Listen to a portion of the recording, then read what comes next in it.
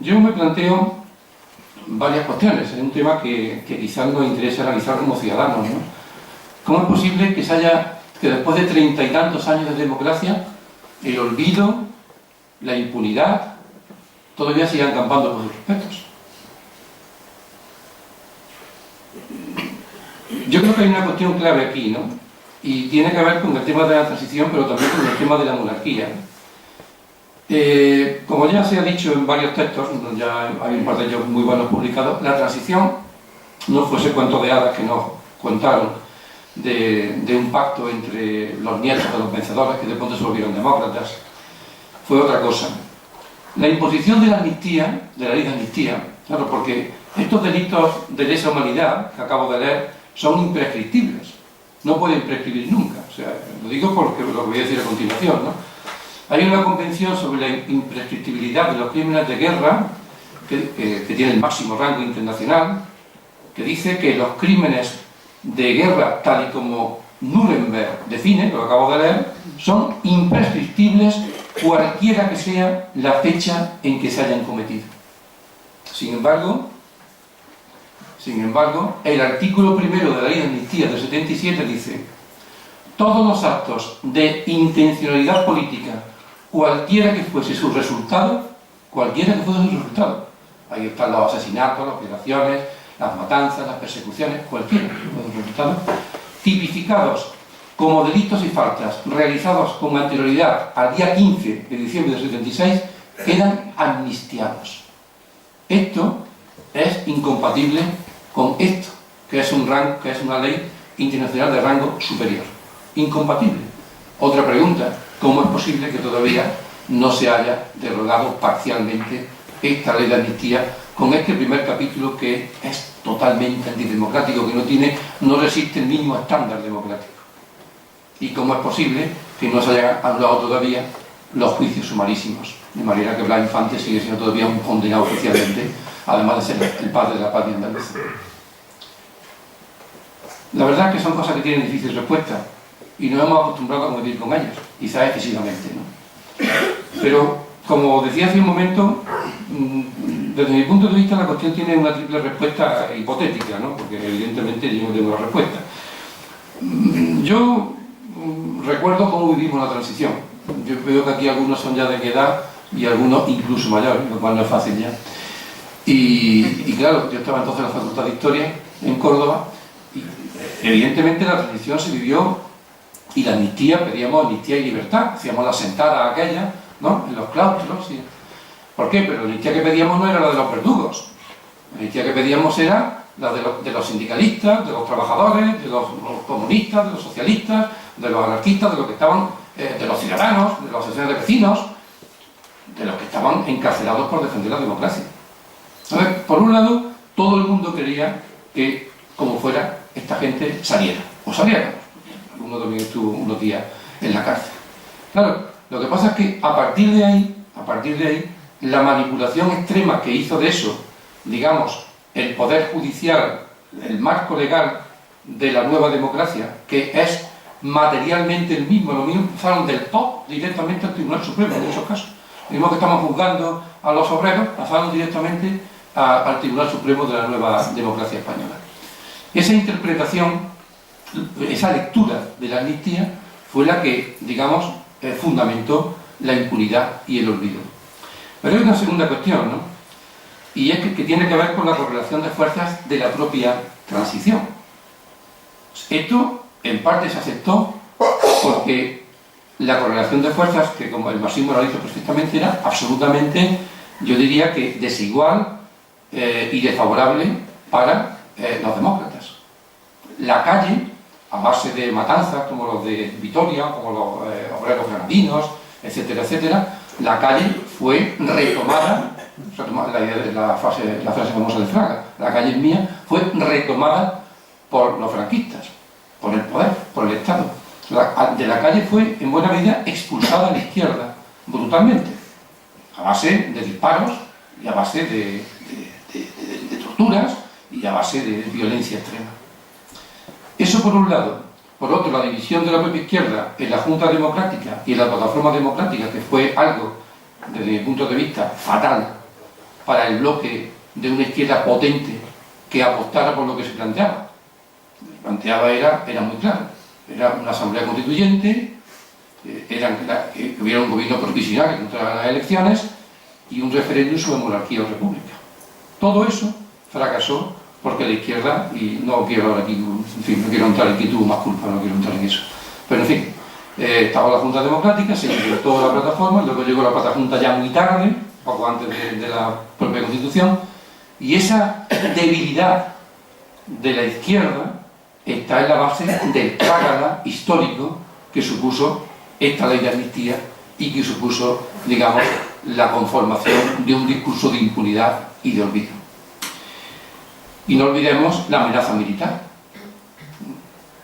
que la transición, la espada de Damocles, y no hablo en sentido metafórico, del ejército, como se vio después pocos años más tarde, el 23F del 81, seguía estando encima de las amenazas cualquiera de democratización real. El único objetivo es que el mismo bloque oligárquico, militar, financiero, en fin, lo que son las élites que se cagaron la República, esas mismas élites siguieran con el poder real en, digamos, la segunda restauración que supone la llegada de la monarquía de Juan Carlos. Y ese objetivo se cumplió plenamente. Eso explica la debilidad de la memoria. Lo que hizo la transición fue pedirle a los que no tenían voz porque estaban ya fusilados un inmenso sacrificio, que después de ser asesinados fueran olvidados por la democracia que ellos ayudaron a traer. Eso es difícil de soportar y de entender, pero eso fue exactamente lo que ocurrió. Después de ser asesinados fueron olvidados por la misma democracia. Y hay quizás otra cuestión también que yo creo que habría de considerar, ¿no? Y es el origen de la monarquía. La monarquía, aquí al revés que en Italia, ¿no? Aquí la monarquía eliminó a Mussolini, lo quitó del poder cuando vio que ya no era útil y que la suerte de las armas se había tornado contra la Wehrmacht, y aquí fue la dictadura la que, con la ley de sucesión a la jefatura del Estado, pues definió quién iba a ser el siguiente jefe del Estado, que es el actual rey que tenemos encabezando la monarquía constitucional. ¿Qué ocurre? Si un discurso de memoria democrática hubiera hecho justicia y hubiera realmente cambiado la memoria colectiva del pueblo español, porque yo creo que en el fondo la clave de la cuestión está ahí, ¿no? ¿Quién se ha quedado con la memoria colectiva del pueblo? ¿Cuál es el relato dominante ahora en la mayor parte de las conciencias de los españoles y de los andaluces? Me da igual la generación que sea, los jóvenes también, y quizás más los jóvenes. Esa memoria colectiva sigue estando construida sobre los mitos del franquismo. Y si no conseguimos transformarla en otra memoria colectiva democrática y veraz, habremos perdido para siempre la batalla de la memoria. Aunque saquemos a los 50.000 muertos fusilados, la habremos perdido. Porque lo que quedará cuando pasen 100 o 200 años es que la República fue un régimen imposible que estaba abocado a una especie de caos y a una revolución comunista que frenó el franquismo. Ese es el mito, uno de los mitos de la guerra civil, que saltaron porque había ya una revolución comunista que estaba a punto de, incluso se falsificaron muchos papeles sobre eso. Por eso afortunadamente está todo ya escrito, ¿no? Que la República, como digo, era un régimen imposible, que la guerra civil fue un enfrentamiento entre españoles. Mirad Andalucía. ¿Hubo algún pueblo en el que el ejército no se impusiera a la Guardia Civil donde triunfara el golpe? Uno solo. Ninguno. No fue un golpe entre civiles, no fue una guerra civil, no estaban los civiles. Fue una guerra entre el ejército, entre las fuerzas rebeldes, parte de la Guardia Civil, gran parte, y a poquito de quedarse pasaron muy pronto, y el pueblo. Que eso de guerra civil. ¿Dónde estaban los civiles enfrentados? Desde luego en Andalucía, ¿no? Entonces, ese es uno de los mitos funcionales del franquismo, esa idea de la guerra civil. No, fue un golpe de Estado. Y el último mito es que la dictadura fue algo molesto, fue algo que sí, que hubo violencia, pero en el fondo casi necesario para modernizar España. Si no conseguimos cargarnos esa memoria colectiva, como digo, habremos perdido para siempre la batalla de la memoria. Para siempre. El último mito que queda, precisamente, de la transición. Que la democracia, mejor o peor que tenemos, no llegó por la lucha del pueblo. No, no. Llegó por un pacto de las élites. Claro, la cuestión entonces es que la monarquía, si la memoria democrática se impusiera, suponed por un momento que la mayor parte de la gente conoce la verdad. Conoce que la república fue un régimen perfectamente posible. Que había más huelgas en la Francia del momento que en España. Que no fue ninguna antesala de ningún golpe, sino que fue el último intento transformador de las burguesías progresistas e ilustradas españolas para que el capitalismo español se pusiera al nivel europeo. No era un régimen prosocialista ni procomunista, ni revolucionario. Era un régimen transformador dentro del marco democrático burgués.